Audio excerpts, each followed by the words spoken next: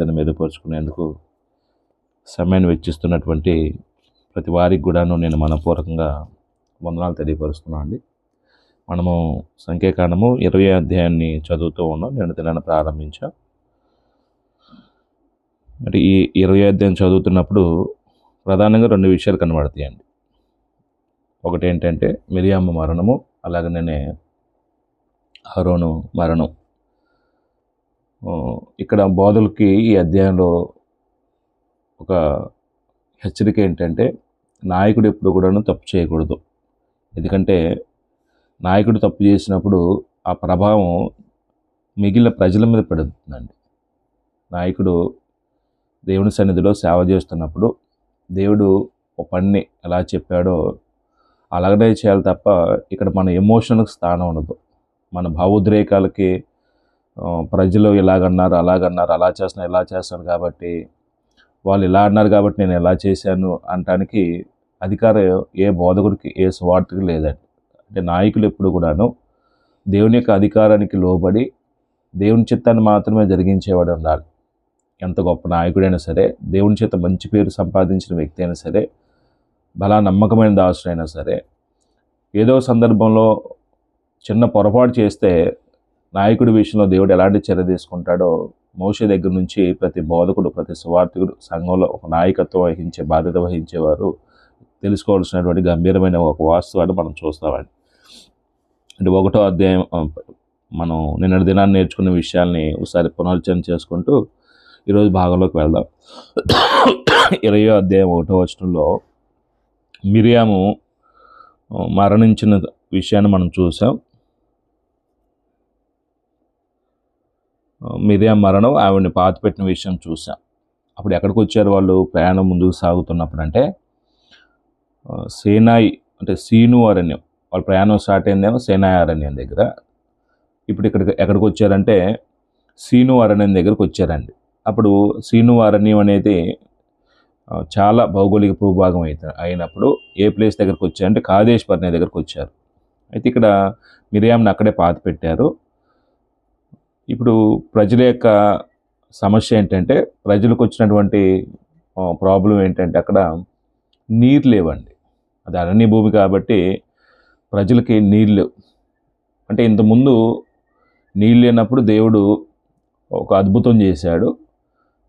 వీళ్ళు కూడా విశ్వాసాన్ని వృద్ధి చేసుకోగలిగే విషయంలో దేవుడు వారికి అనుమతించినటువంటి ఈ ప్రతికూల పరిస్థితిలో దేవుని మీద ఆధారపడి ప్రార్థన చేసి దేవుని యొక్క సహాయం కోరుకుంటే దేవుడు అద్భుతంగా సహాయం చేస్తాడండి. అంటే సౌకర్యంగా ఉన్నప్పుడు ఇశ్రాయేలు చాలా విశ్వాసంగా, భక్తిగా ఉన్నట్టు మనం చూస్తాం. ఏమాత్రం అసౌకర్యం ఏర్పడినా, ఏమాత్రం కొంచెం కష్టం వచ్చినా సరే వెంటనే తిరుగుబాటు చేసినట్టుగా మనం చూస్తామండి. ఇక్కడ వీళ్ళు అన్న మాటలను బట్టి ఆ సమాజం నీళ్ళు లేకపోయినందున వారు మోషే అహరోనులకు విరోధంగా పోగయ్యారు. అంటే నాయకులకు విరోధంగా పోగయ్యారు. విరోధంగా పోగొట్టమే కాకుండా వాళ్ళ మీద తిరుగుబాటు చేసే విధంగా మాట్లాడారు, దూషణ మాటలు మాట్లాడారు. ఇక్కడ ఏమంటున్నారంటే జనులు మోషేతో వాదించడం అనే మాట గొడవ దిగారండి. అంటే ఒకరిద్దరు కాదు, కొన్ని లక్షల మంది ఉన్నారండి. అంటే ఇలాంటి పరిస్థితిలో ఒక నాయకుడు మానసిక స్థితి చాలా కృంగిపోయిద్దండి. అంటే ఇంత త్యాగం చేసి నేను వాళ్ళ కొరకు దేవుడు వాగ్దానం చేసిన భూభాగం నడిపించే విషయంలో అన్నిటినీ సహించి ఇంతవరకు వీళ్ళు నడిపిస్తే ఈ చిన్న కష్టానికి కూడా వీళ్ళు ఈ విధంగా మాట్లాడుతున్నారు ఏంటని మానసికంగా చాలా కృంగిపోతాడండి. అంటే మోషే ఎమోషనల్గా ఇంతకుముందు ఎప్పుడు ఏ సందర్భంలో కూడా వాళ్ళకి వ్యతిరేకంగా మాట్లాడిన వాడు కాదండి. ఇక్కడ వాళ్ళు ఏ స్థాయిలో తిరుగుబాటు చేశారంటే, అయ్యో మా సహోదరులు యెహోవా ఎదుట చనిపోయినప్పుడు మేము చనిపోయిన ఎడల ఎంతో మేలు. అంటే దేవుని మీద తిరుగుబాటు చేసిన వాళ్ళు ఎంతమంది రాలిపోయారు. ఐగుప్తులో ఉన్నప్పుడు శ్రమల్లో కొంతమంది రాలిపోయారు. వీళ్ళ యొక్క మానసిక స్థితి ఏ స్థాయికి వెళ్ళిపోయిందంటే చచ్చిపోతే బాగుండేది వాళ్ళతో పాటు అనుకుంటున్నారండి. చచ్చిపోతున్నప్పుడే బ్రతికించమని ప్రార్థన చేశారు. ఇప్పుడే మళ్ళీ బ్రతకాలని, చచ్చిపోతే బాగుండు అనుకుంటున్నారండి. అయితే మా పశువులను ఇక్కడ చనిపోనట్లు ఈ అరణ్యంలో యెహోవా సమాజంను మీరెలా తెచ్చితిరి? అంటే ఇక్కడ దేవుడు తెచ్చాడా, వీళ్ళు తీసుకొచ్చారా? అది గమనించాలండి. దేవుడు వీరిని నడిపిస్తూ ఉన్నాడు, దేవుడు వారిని పరీక్షిస్తూ ఉన్నాడు, దేవుడు వారి విశ్వాసాన్ని వన్నీకి తేవడానికి దేవుడు అనుమతిస్తే ప్రతి ప్రతికూల పరిస్థితులు కూడా వాళ్ళు ఎదుటిన్నటువంటి నాయకుల మీద తిరుగుబాటు చేస్తారండి. అంటే ఇక్కడ మనం నిన్న దినాన్ని చెప్పుకుంటూ ఒక మాట అనుకున్నామండి. దేవుడు అనుమతించకుండా ఏ వ్యక్తి జీవితంలో శ్రమలు రావు. బైబిల్ చరిత్ర అంతట్లో మీరు గమనించినప్పుడు ఏ విశ్వాస జీవితంలో శ్రమ లేకుండా చెప్పండి. దేవుడు వీరిని నడిపిస్తున్నప్పుడు దేవుని యొక్క ఆధ్వర్యంలో ప్రయాణం కొనసాగుతుందండి. ఇప్పుడు దేవుని ఆధ్వర్యంలో ప్రయాణం కొనసాగుతున్నప్పుడు వారికి ఎందుకు కష్టం ఉంటుంది, ఎందుకు బాధలు ఉంటాయి, ఎందుకు ఆకలి దప్పికలు ఉంటాయి. అయినా సరే కొన్ని సందర్భాల్లో దేవుడు ఈ అనుమతించాడు. ఎందుకంటే నేను మాట్లాడుకున్నట్టుగా వాళ్ళ విశ్వాసాన్ని దేవుడు పరీక్షిస్తూ ఉన్నాడు. ఏ స్థాయిలో నా మీద వారు ఆధారపడుతున్నారు, నా శక్తిని వాళ్ళు నమ్మారు అని దేవుడు వారిని పరీక్షిస్తూ ఉన్నాడు. మనం హెబ్రీ పత్రికలో మాట అంటాడండి. హెబ్రీ పత్రిక మీరు 4వ అధ్యాయం చదువుతున్నప్పుడు హెబ్రీ గ్రంథకర్త తేటగా హెబ్రీ క్రైస్తవులకి ఈ విషయాన్ని వెల్లడపరిచాడు.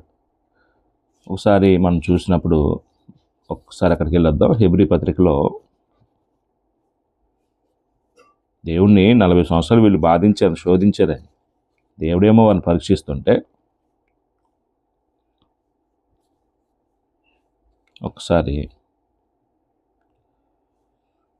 8వ వచనం చదువుతున్నప్పుడు 3వ అధ్యాయం 8వ వచనంలో, నేడు మీరు ఆయన శబ్దం వినని ఎడల అరణ్యంలో శోధన దినమందు కోపం పుట్టించినప్పటి వలె మీ హృదయం కఠినపరచుకొనుకుని 40 సంవత్సరంలో నా కార్యములు చూచి మీ పితరులు నన్ను పరీక్షించి శోధించిరి. దేవుడు వాళ్ళ మధ్య అనేకమైన అద్భుత మహత్కార్యాలు జరిగించాడు. అంటే ప్రపంచంలో ఇశ్రాయేల్ అనుభవించినటువంటి అద్భుతాలు ఏ జనాంగం అనుభవించలేదండి. ఎవరో ఆకాశం నుంచి అంటే ఆహారం, ఒక మాట అంటే ఆకాశం నుంచి పడినటువంటి ఆహారాన్ని ఎవరు భుజించారు ప్రపంచంలో? ఎవరైనా భూమి మీద పండిన పంటలో నుంచి ఆహారాన్ని తింటాడు. బండ నుంచి ఎవరు నీళ్ళు తాగలరు? ప్రపంచంలో ఎవరైనా బావి తీసుకోనో లేకపోతే కాలువ నుంచి వచ్చే నీరో బోరు నుంచో వచ్చి నీళ్ళు తాగుతారండి. బండ నుంచి ఎవరు నీళ్ళు తాగుతారండి? అంటే ఇలాగా ఇశ్రాయేల్ జీవితంలో జరిగినటువంటి ప్రతి అద్భుత కార్యం వెనకాల ప్రపంచంలో ఏ జనాంగం కూడా అలాంటి మహత్కార్యాలు, అద్భుత కార్యాలు ఆ జీవితాల్లో జరిగినటువంటి సందర్భాలు లేవండి. కేవలం దేవుడు ఇశ్రాయేల్ని ఏర్పాటు చేసుకొని వారిని దేవుడు వాగ్దానం చేసిన భూమికి నడిపించే విషయంలో ఇది నా శక్తి, ఇది నా సార్వభౌమ అధికారము, మీరు నా శక్తిని నమ్మండి, నన్ను ఆశ్రయించండి, నన్ను ఆశ్రయించిన వాడికి ఏ మేలు అంటే ఏ కొదువు ఉండదో ప్రతి విషయంలో నేను మీకు మేలును కలుగు చేస్తాను, సమృద్ధిని కలుగు చేస్తాను. దేవుడు ఈ కార్యాలన్నిటిని బట్టి ఆయన శక్తిని నిరూపించుకుంటున్నాడు. ఆయన మీద ఆధారపడి ఆయన నమ్మి బ్రతకటానికి వారికి అవకాశం ఇస్తూ ఉన్నాడు. అయితే దేవుణ్ణి ప్రతి సందర్భంలో కూడా వీళ్ళు ఏం చేస్తారంటే పరిశోధిస్తూ, అంటే దేవుడు చేస్తాడా లేదా, ఇస్తాడా లేదా, దేవుడికి సాధ్యమైద్దా ఇది అన్నట్లుగా పరిశోధిస్తూనే వస్తున్నారు. కొంచెం అసౌకర్యం ఏర్పడినప్పుడు సనుక్కుంటూ వస్తున్నారు. కొంచెం తీవ్రత పెరిగినప్పుడు తిరుగుబాటు చేసి మాట్లాడుతున్నారు వ్యతిరేకంగా. కొంచెం కష్టం ఏర్పడినప్పుడు మాకు పూర్వస్థితే బాగుంది, మాకు ఐగుప్తే బాగుంది, వాళ్ళ వల్ల చావపోతే చచ్చిపోయినట్టే బాగుండేది. ఇట్లాగా తమ అవిశ్వాసాన్ని అనేక రీతులుగా వ్యక్తపరిచినట్టుగా మనం ఇశ్రాయేల్ చరిత్రలో మనం చూస్తామండి. వచ్చేద్దాం, సంఖ్యాకాండంకి వచ్చేద్దాం. ఈ 40 సంవత్సరాల ప్రయాణంలో ఇదే తంతు మనం చూస్తాం. ఏ పాటి అసౌకర్యం వచ్చినా, ఏ పాటి కష్టం వచ్చినా, ఏ పాటి చిన్న ప్రాబ్లం ఏర్పడినా తిరుగుబాటు వచ్చింది. కానీ మీరు బైబిల్ చరిత్రలో హేబేలు కానీ, అబ్రహాం కానీ, నోవాహు కానీ, ఇప్పుడు వీళ్ళ అందరి జీవితాల్లో శ్రమలు వచ్చినాయండి. శ్రమ లేకుండా ఎవరు లేరు. వాస్తవానికి మనం గమనించినప్పుడు యోబుకి ఎన్ని శ్రమలు వచ్చినాయండి, దావీదుకి ఎన్ని శ్రమలు వచ్చినాయండి, యూసుఫ్కి ఎన్ని శ్రమలు వచ్చినాయండి. ఇలాగ విశ్వాసుల జీవితాల్లో మనం గమనిస్తున్నప్పుడు ప్రతి ఒక్కరి జీవితంలో శ్రమలే వాళ్ళ జీవితంలో పాఠంగా నేర్చుకుంటూ వారి వ్యక్తిత్వాన్ని దేవుడు కోరుకున్న విధంగా వృద్ధి చేసుకుంటూ వస్తున్నారు.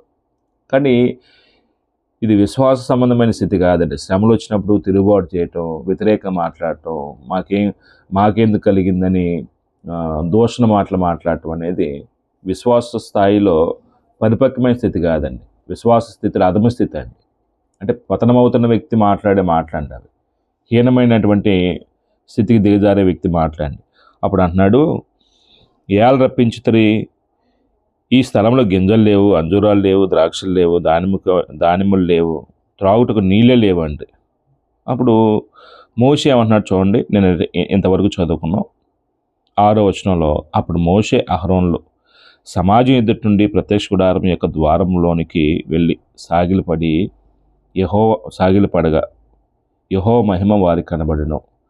అంటే ఇలాంటి సిచ్యువేషన్లో మనం ఉంటే ప్రజలు అంత నిరుత్సాహంతో అంత వ్యతిరేకంగా మాట్లాడినప్పుడు మేము చచ్చిపోతేనే బాగుండేది, మాకు అక్కడ ఇవన్నీ ఉండి ఇక్కడ ఏమీ లేవు అని వ్యతిరేకంగా మాట్లాడినప్పుడు ఏ నాయకుడైనా ప్రజల విషయంలో సహనాన్ని కోల్పోయి వాళ్ళన్న మాటలను బట్టి వాళ్ళని దూషించి నేను మిమ్మల్ని నడిపించడం కంటే నేను వెళ్ళి నా పని నేను చేసుకోవటం ఉత్తమం, మీరే చావండి, మీ బతుకు మీరు బతకండి అని ఒక నిరుత్సాహంతో నిస్సహాయ స్థితితో, అంటే నా పరిస్థితి నేను అక్కడ ఉంటే ఇలాంటి తిరుగుబోటుదారుల మధ్య ఇది వ్యతిరేకంగా మాట్లాడే వారి మధ్య నేనుంటే అలాంటి వాళ్ళు నడిపించడం కంటే మానేయటం బెటరని వదిలిపెట్టి వెళ్ళిపోతానండి.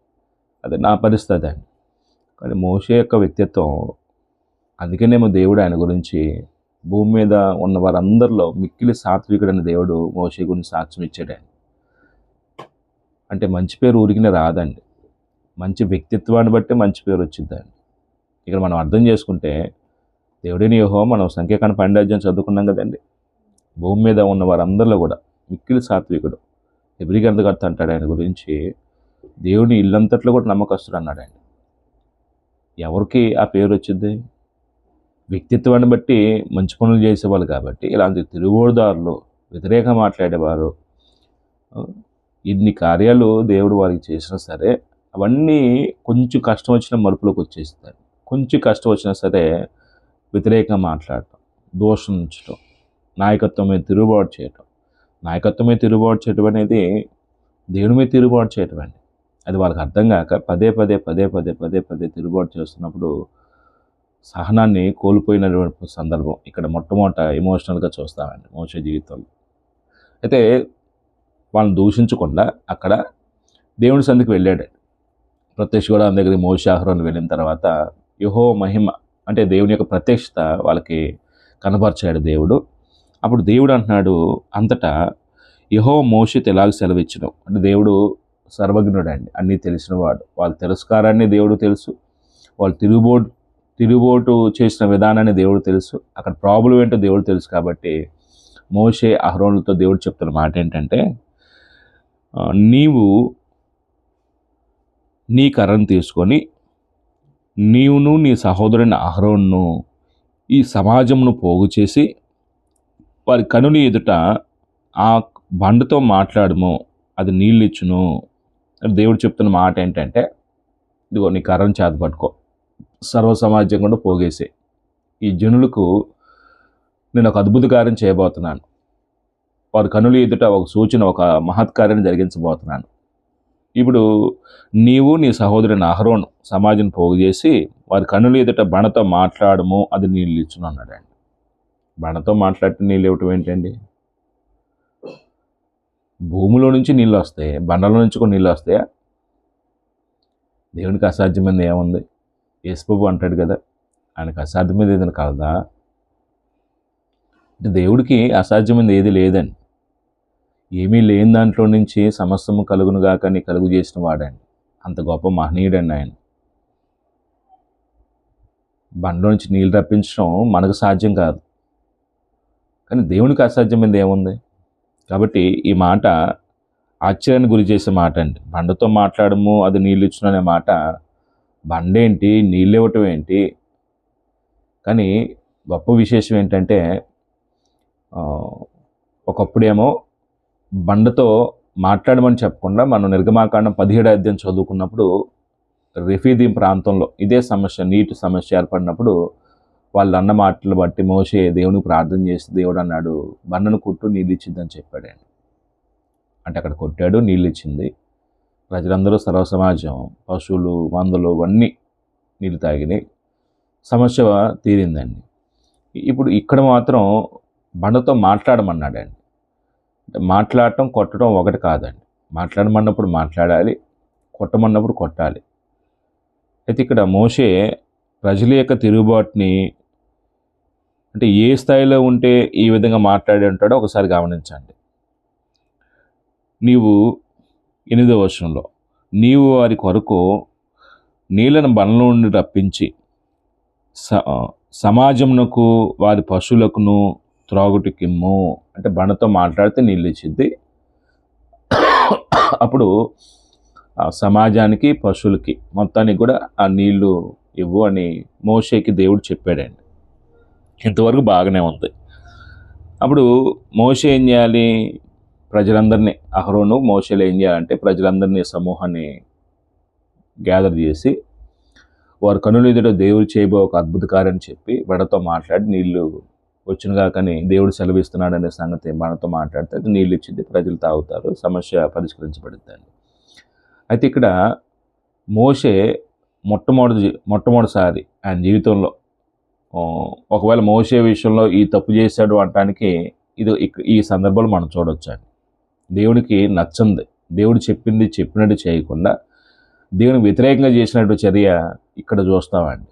ఈ కారణం చేతే అప్పటి వరకు ఏ నిరీక్షణతో ఇస్రాయేల్ ప్రజలు నడిపిస్తూ ఉన్నాడో 40 సంవత్సరాల ప్రయాణంలో ఆయన ఎన్ని ఆలోచించి ఎన్ని కళ్ళు కానీ వాగ్దాన భూమిలో ప్రవేశించే విషయంలో ఒక నిరీక్షణతో ప్రయాణం కట్టాడో అక్కడికి వెళ్ళటానికి దేవుడు అనుమతించలేదని చూద్దాం ఒకసారి ఏం జరిగిందో.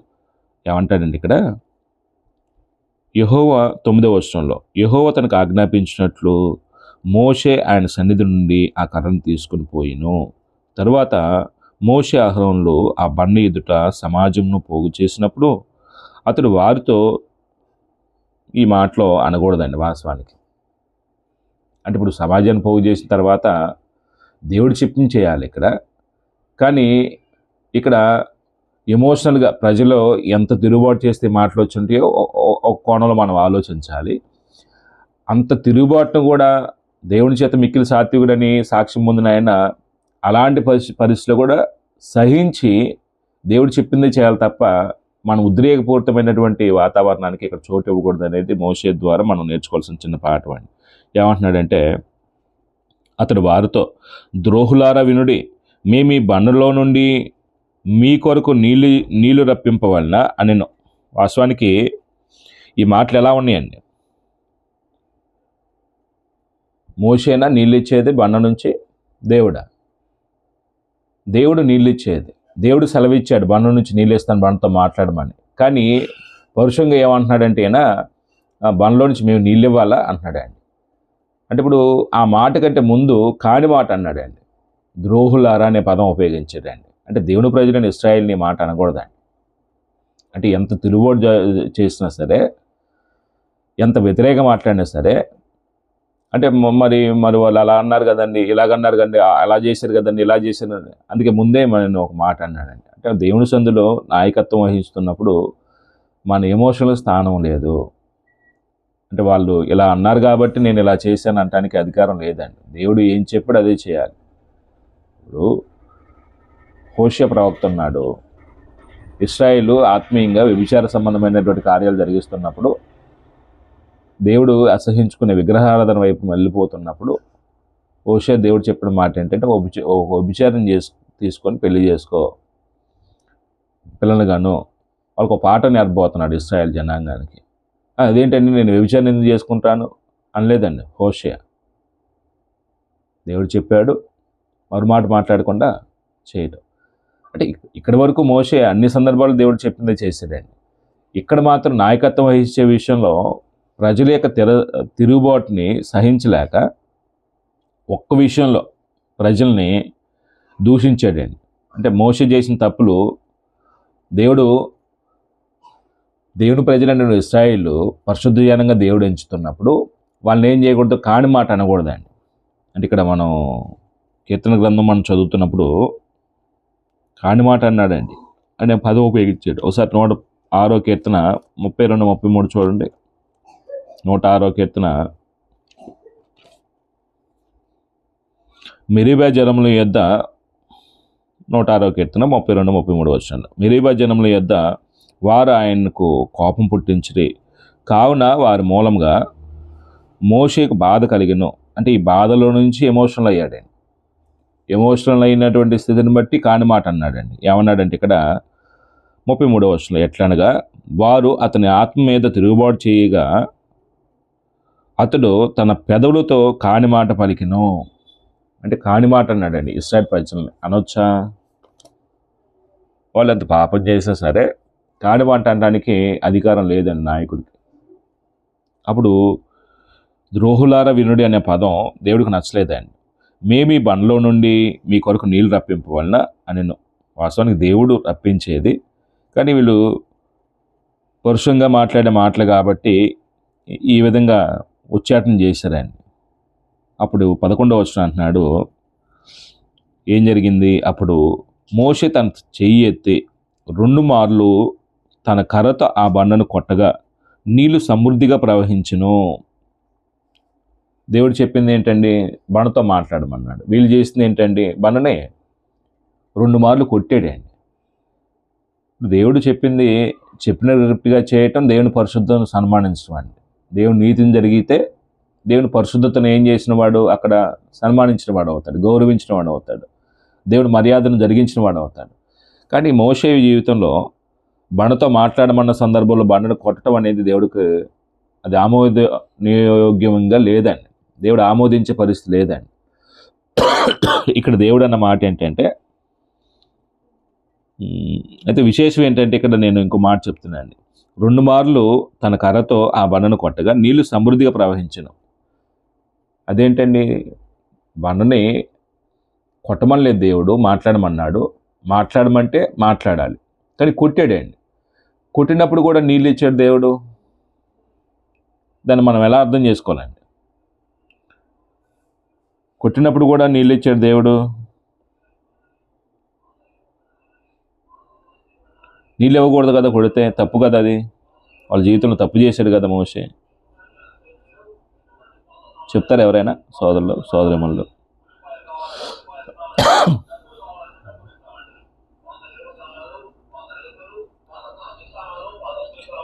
మీరు ఫాలో అవుతున్నారు లేదా నాకు ప్రశ్న వేసినప్పుడు కొద్దిగా సమాధానం చెప్తే తెలుస్తూ ఉండిద్దండి కొంచెం. లేదంటే నేను చెప్పుకుంటూ వెళ్ళిపోతాను. అంటే ఒకరిద్దరే అది కూడా స్పందిస్తుంది.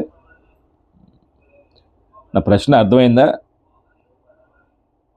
మోషే చేసిన తప్పు కదా, బండతో మాట్లాడమన్నప్పుడు ఈయన 2 సార్లు కొట్టాడు కదా, నీళ్ళు ఎందుకు ఇచ్చాడు దేవుడు?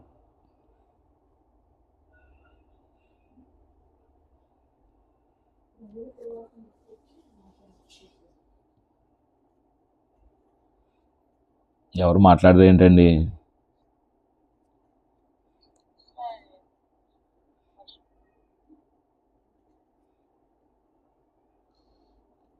సరే, నేను వదిలిపెడతానండి. అప్పుడు 11వ వచనంలో మోషే తన చెయ్యి ఎత్తి 2 మార్లు తన కర్రతో ఆ బండను కొట్టగా నీళ్లు సమృద్ధిగా ప్రవహించును. అప్పుడు సమాజం పరిస్థితి ఏంటంటే, సమాజం పశువులు త్రాగినన్నాడండి. అంటే నీళ్ళ విషయంలో మాత్రం దేవుడు రప్పించకుండా ఆగల. ఇక్కడ వ్యక్తిగతంగా ఎవరు చేసింది ఘోరంగా దేవుడు చూశాడు అంటే, ప్రజల కంటే కూడా, అంటే నాయకుడైనటువంటి మోషే చేసిన దాన్ని ప్రజల కంటే కూడా తీవ్రమైనదిగా చూశాడండి. ఎందుకంటే దేవుడు చెప్పింది చేయకపోవటం అనేది, దేవుడు ఎలాంటి మాటతో పోల్చాడంటే అక్కడ 13వ వచనంలో,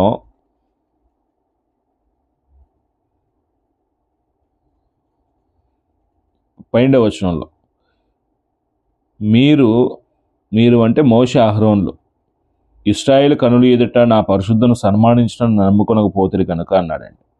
అంటే దేవుడు చెప్పింది చెప్పినట్టుగా చేయకపోవటం అనేది దేవుడు ఎలా చూస్తున్నాడంటే, నా పరిశుద్ధను సన్మానించడం, నేను చెప్పింది చేస్తే నా పరిశుద్ధను సన్మానించిన వారు అవుతారు. అంటే దేవుడు ఎంత పరిశుద్ధుడో మోషే తెలీదా? దేవుడు ఎంత నీతిమంతుడో మోషే తెలీదా? తెలిసినప్పటికీ ప్రజల యొక్క తిరస్కారం, ప్రజల యొక్క తిరుగుబాటు, ప్రజల యొక్క సనుగులు మోషేని ఏ స్థాయికి నడిపించినాయి అంటే, ప్రజలనే ద్రోహులారనే పరిస్థితికి నడిపించిందండి. అప్పుడు ఇక్కడ వ్యక్తిగతంగా మోషే చేసిన చర్యను దేవుడు తీవ్రంగా భావించి మోషేని బట్టి ప్రజలను శిక్షించలేదండి.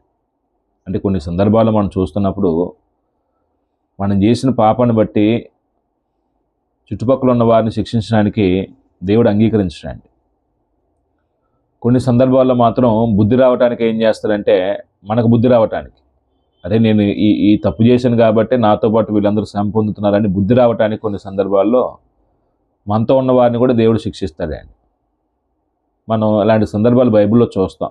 అంటే ఈ సిచ్యువేషన్లో మాత్రం ప్రజల యొక్క తిరుగుబాటుని దేవుడు తీవ్రమైనదిగా చూడకుండా మోషే చేసినటువంటి అక్కడ అవిధేయత అనొచ్చు, లేకపోతే తిరుగుబాటు అనొచ్చు. తిరుగుబాటు అనే మాట ఉపయోగించాడండి. మనం 24వ వచనం చదువుతున్నప్పుడు, అహరోను తన పితలతో చేర్చబడును, మోషేతో మాట్లాడుతున్న మాట్లాడి చచ్చిపోతాడు అహరోను. ఏలి అనగా మెరీబా నీళ్ళ యొద్ద మీరు నా మాట వెనక నా మీద తిరుగుబాటు చేస్తారు కనుక, దేవుడి మాట వినకుండా దేవుడు చెప్పింది చేయకుండా ఇంకోటి చేయటం అనేది తిరుగుబాటు చేయటం అండి. అది సౌలు జీవితంలో చూస్తాం, అంటే మన జీవితంలో కూడా చాలా సందర్భాల్లో జరిగిద్దండి. దేవుడు చెప్పించి చేయకపోవటాన్ని దేవుడు ఎలా చూస్తున్నాడంటే తిరుగుబాటు చేయటం అన్నాడండి. ఇప్పుడు తిరుగుబాటు చేసిన వాడు ఎవరి మీద తిరుగుబాటు చేస్తున్నాడంటే దేవుడి మీద, సృష్టికర్త మీద, ప్రేమించి పోషించి సంరక్షించే సృష్టికర్త మీద మనం తిరుగుబాటు చేస్తున్నామండి.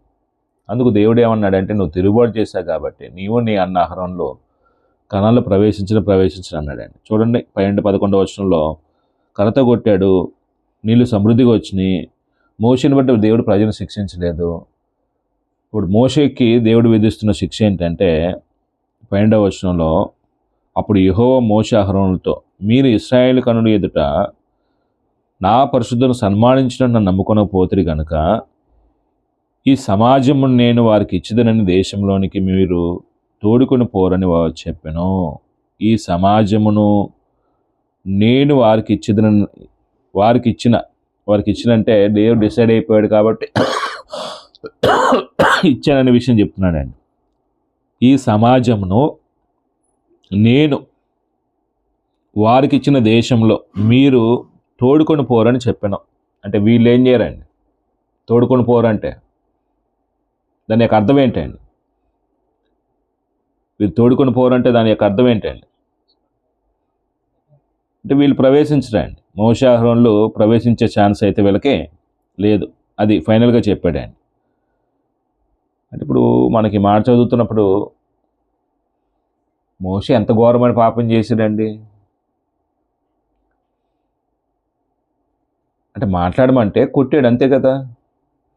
అంటే మన పరిధిలో మనం చూసినప్పుడు అది ఘోరమైన నేరంగా కనపడదండి మనకి. వాస్తవానికి మోషే పెద్ద భయంకరమైనటువంటి ఘోరమైన తప్పిదం చేసినట్టుగా మనకి ఇక్కడ అర్థం కాదండి. కానీ దేవుడు కోణంలో ఆలోచన చేసినప్పుడు దేవుడు ఒక పని నిమిత్తం ఏర్పాటు చేసుకొని ఆ పని విషయంలో బాధ్యత గల వ్యక్తిగా దేవుడు అనేకమైన నియమాలు ఇచ్చి ఇలా ఇలా ఇలా చెయ్యని దేవుడు అనేక సందర్భాల్లో అనేక సూచనలు ఇచ్చి బలపరుస్తూ ఉన్నప్పుడు ఎలా చేయమన్నాడు అలా చేయకపోవటం నాయకుడి మీద దేవునికి అంత కోపం వచ్చిందండి. అంటే నువ్వు కణాల్లో ప్రవేశించమనే మాట చిన్న మాట కాదండి.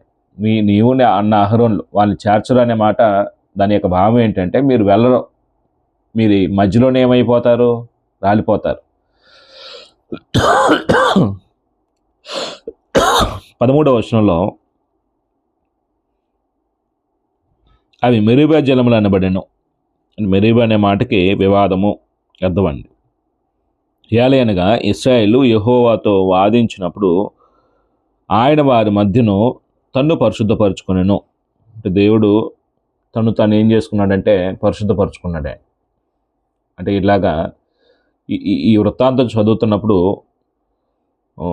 నాయకుడైనటువంటి ప్రతి వ్యక్తికి అందించే సూత్రం ఏంటంటే, హెచ్చరిక ఏంటంటే, దేవుడు నిన్ను పని మీద నాయకత్వ బాధ్యతలు అప్పచెప్పినప్పుడు దేవుడు ఎలా చెప్పాడో దాన్ని అలాగనే చేయాలి తప్ప దాన్ని మార్చడానికి మనకు అధికారం లేదు, దాన్ని సవరించడానికి మనకు అధికారం లేదు. అక్కడ పరిస్థితులు మనకు అనుకూలం లేవు కాబట్టి మనకు అనుకూలంగా చేసుకోవడానికి మనకు అధికారం లేదు. దేవుడు ఎలా చెప్పమన్నా అలాగనే చేయటం అనేది అక్కడ నీతి అండి. దేవుడు ఎప్పుడు నీతిని తప్పడండి. ఎవరు తప్పు చేసినా దేవుడు న్యాయంగానే వ్యవహరిస్తాడండి. అది ఆయనలో ఉన్నటువంటి గొప్ప మనసు. అంటే దావీదు తప్పు చేసినా దేవుడు ఉపేక్షించలేదు, మోషే తప్పు చేసినా దేవుడు ఉపేక్షించడం. మనం ఇంతకుముందు దేవుని సందులో ఉన్నటువంటి సేవకులు, నాదాబ్ అబీహులు, వాళ్ళు నిత్యము దేవుని సందులో ఉండి సేవ చేసేవాళ్ళే. వాళ్ళు తప్పు చేసినా, ఎవరు తప్పు చేసినా దేవుడు ఉపేక్షించడండి. తప్పుని తప్పుగానే దేవుడు చూస్తాడు. మన తన అనే ఉండదండి. అంటే పరాయుడు ఈడు మనోడు అనే భావజాలాలు మనకుంటాయండి. మన పిల్లలు తప్పు చేస్తే ఒకలాగా స్వీకరిస్తాం, పక్కింటి వాళ్ళ పిల్లలు తప్పు చేసినప్పుడే ఒకలాగా ట్రీట్ చేస్తామని. అంటే మనలో ఉన్న నీతి అదండి. దేవుడు అలాగా వ్యవహరించేవాడు కాదు. ఆయన న్యాయవంతుడు. ఆయన అందరి విషయంలో సమానమైన న్యాయం జరిగిస్తాడండి. అది దేవుళ్ళో ఉన్నటువంటి గొప్పతనం. అంటే ఇలాగ మనం పేర చదువుతున్నప్పుడు ఆ పేరలో ఉన్నటువంటి విషయాల్ని అర్థం చేసుకుంటూ, అంటే మీరు ఎంతమందికి ఈ విషయాలు మేలు చేస్తుందో నాకైతే తెలియదు, కానీ మనం చదివి ఏముందో తెలుసుకోవటం కాకుండా ఆ సిచ్యువేషన్లో మన విశ్వాస సంబంధమైన జీవితం ఏ స్థాయిలో ఉందో ఒకసారి పరీక్షించుకోవాలండి. నేను అక్కడ అర్థం చేసుకున్నది ఏంటంటే, నాయకుడు తప్పు చేయకూడదు, చిన్న తప్పుకి అంత శిక్ష. ఇప్పుడు తెలియదండి. మనం కూడా కొన్ని సందర్భాల్లో ఒక్క నిమిషం కూడా లేటుగా రాకుండా ఎలా ఉంటాం అని అంటాం కొన్ని సందర్భాల్లో. అంటే ఈ క్రమశిక్షణ అవ్వకపోతే మన భవిష్యత్తు బాగోదండి. మనం ఆరాధన విషయంలో కానీ, బైబిల్ తరగతుల విషయంలో కానీ ఒక టైం నిర్ణయించుకొని ఆ టైంకి రావాలని చెప్తాం చాలా సందర్భాల్లో. మనం ఏమనుకుంటామంటే, కొంచెం సువార్త చెప్పినప్పుడు అన్ని సందర్భాలు ఎలా కుదిరిద్ది అని మనసులో కొంచెం వ్యతిరేకంగా మాట్లాడటానికి ప్రయత్నం చేస్తామండి. అంటే ఇప్పుడు మనకి ఈ క్రమశిక్షణ అవ్వకపోతే దాని యొక్క పర్యవసాన భవిష్యత్తులో చాలా తీవ్రమైనటువంటి నష్టానికి గురి చేస్తాను. అంటే ఇప్పుడు అర్థం కాదండి. ఇప్పుడు స్కూల్ పిల్లోడికి ఎందుకు టీచర్స్ అంత డిసిప్లిన్ నేర్పుతారు స్కూల్లో? మీరు చాలామంది విద్యావంతులు ఉన్నారు, స్కూల్ పిల్లలు పాఠాలు చెప్పే స్థాయిలు కలిగిన వాళ్ళు ఉన్నారు. ఎందుకు చిన్నప్పటి నుంచే ఈ క్రమశిక్షణ నేర్పుతారంటే వాడి భవిష్యత్తు బాగుండిద్దని. పిల్లల భవిష్యత్తు బాగుండాలని చిన్నప్పటి నుంచే టీచర్స్ టైంకి రావాలి, క్లాసులు అటెండ్ అవ్వాలి, చెప్పిన హోంవర్క్ చెప్పినట్టుగా చేయాలి, ఇవన్నీ బాగా నూరిపోస్తాం. ఒకవేళ అలా చేయకపోతే పనిష్మెంట్ ఇస్తాం. ఇక్కడ సంఘంలోకి వచ్చేసరికి ఏం ఉండదండి. పనిష్మెంట్ ఎవడిస్తాడు? ఇక్కడ ఆరాధనకు వచ్చిన రాపోయిన ఎవరేమనరో, టైంకి రాపోయిన ఎవరేమనరో. ఏమన్నా అంటే మనం అసలు ఇదేనా వీళ్ళ దగ్గరికైనా వచ్చేది, ఇంక లేవో చర్చెస్ అని వీళ్ళ దగ్గరికి వచ్చేది ఏందని మానేస్తాం. అవసరం అయితే మన ఇష్టం. అంత స్వేచ్ఛ ఉందండి ఇక్కడ. అందుకే మన జీవితాల్లో భక్తి అబ్బదండి. భక్తి లేని జీవితాలు వారి భవిష్యత్తు ఆత్మీయ అగోచరంగా ఉండిద్దండి. ఎటు పోతుందో తెలియని పరిస్థితి అండి. మనం ఈ విషయాలు ప్రభుత్వం అయితే తర్వాత మనం మాట్లాడుకుందాం. నేను ముగిస్తున్నాను, టైం 5 నిమిషాలు ఎక్కువ తీసుకున్నాను. అంటే ఈ భాగంలో మనం అర్థం చేసుకోవాల్సింది ఏంటంటే, దేవుడు చెప్పినటువంటి మాటని ధిక్కరించడం వల్ల మోషే, అహరోన్లు ఏమి నష్టపోయారో చూడవచ్చు. ఇక్కడ ప్రజలు చేసిన దానికంటే కూడాను నాయకులు చేసిన దాన్ని దేవుడు తీవ్రమైనటువంటి నేరంగా పరిగణించాడు. నాయకుడు తప్పు చేయకూడదు. మన ఎమోషనల్కి దేవుని సందులో స్థానం ఉండదు. వాళ్ళు ఏదో చేశారో, ఏదో అన్నారు, అలా అన్నారు, ఇలా అన్నారు కాబట్టి మనం ఎలా చేశానంటే దేవుడు దాన్ని ఉపేక్షించడానికి. అంటే మోషే పరిస్థితి ఒకసారి తర్వాత ఆలోచించేద్దాం. మరి ఇన్ని సంవత్సరాల నిరీక్షణ కలలుగానే ఉంటాడు. కనాన్ దేశం వెళ్తాను, పితల యొక్క వాగ్దాన భూమిలో మేము ప్రవేశిస్తాం అని ఒక ఎగ్జైట్మెంట్తో నడిపిస్తూ వస్తున్నాడండి. మరి దేవుడు ఈ మాట అన్న తర్వాత ప్రజలు నువ్వు నడిపించవు, నువ్వు చేరవు అని చెప్పిన మాటలను బట్టి మరి తర్వాత ఆయన జీవితం ఎలా కొనసాగిద్దో ప్రభు చిత్తమైతే తర్వాత చదువుకుందాం. నేను ప్రార్థన చేసి ముగిస్తానండి. సోదరులకు అందరికీ వందనాలు తెలియపరుస్తూ ప్రార్థన చేసుకుందాం. కరుణా సంపన్నుడగు మా తండ్రి, కనికర స్వరూపుడా, మీ యొక్క కృపచేత మమ్మల్ని ఉదయకాల సమయంలో మీ సన్నిధికి చేర్చి ఆత్మ సంబంధంగా బ్రతుకుటకు కావలసినటువంటి విషయాలు మీ వాక్యం ద్వారా మేము చదువుటకు, వాటిని అర్థం చేసుకొని మా బ్రతుకులను వాక్యానుసారంగా కట్టుకోగలుగుటకు సహాయం దయచేసినందుకు స్తుతులు, కృతజ్ఞతలు తండ్రి. కొద్దిమంది ఆసక్తి ఉద్యమంలో పాల్గొని వాటిని నాయన నేర్చుకుంటూ ఉన్నారు. కొంతమంది స్పందిస్తూ ఉన్నారు. వారిని బట్టి కూడా కృతజ్ఞతలు తెలియపరుస్తూ ఉన్నాం. మేము కేవలం వినివారు మాత్రమే ఉండకుండా వాటిని మా జీవితానికి అన్వయించుకొని మా బ్రతుకులు ఏ స్థాయిలో విశ్వాస సంబంధమైన జీవితంలో ఏ స్థాయిలో ఉన్నదో ఒకసారి సపోర్ట్ చేసుకుంటూ మేము మీ ఎదుట సంపూర్ణ వినయభక్తి కలిగి నీతి నియమాలను అనుసరించి నడుచుకోగలిగే విషయంలో జ్ఞాన హృదయం మాకు కలుగు చేస్తారని మాపై నాయకులు, అధికార పాలకులు మీరు దీవించండి. ప్రభు యొక్క సంఘాల క్షేమాభివృద్ధి కొరకు ప్రార్థన చేస్తూ ఉన్నాం. ఈ ఆన్లైన్లో ఎంతమంది అయితే మీ మాటలు విన్నారో వారందరినీ మీరు దీవించి ఆస్వాదించండి. మీ వాక్యము మా జీవితాలను వెలిగిస్తుందని మేము నమ్ముతూ, వెలిగించబడిన మేము చీకట్లో ఉన్నటువంటి అనేకులకు వెలుగునిచ్చి ఆత్మీయంగా మా బ్రతుకులను ఆయన అనేకులు సాక్షార్థంగా మీ నీతిని కనపరచగలిగే విషయంలో కృప చూపిస్తారని ఈరోజు అంతయు నాయన మా జీవనాధారం పోషణ విషయంలో సహోదరులు సోదరులు చేసిన పనుల్లో మీరు తోడుగా ఉండండి.